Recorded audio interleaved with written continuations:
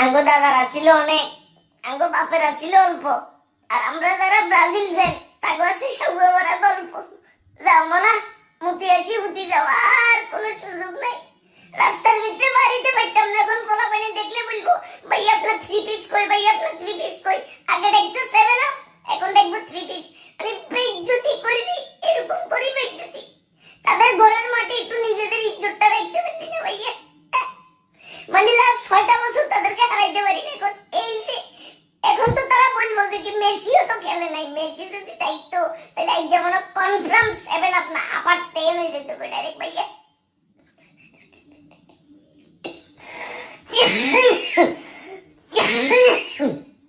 এই বেজ্জতি লই আর কদিন থাকবো ভাইয়া, এমনি করে বেজ্জতি করে দিবি।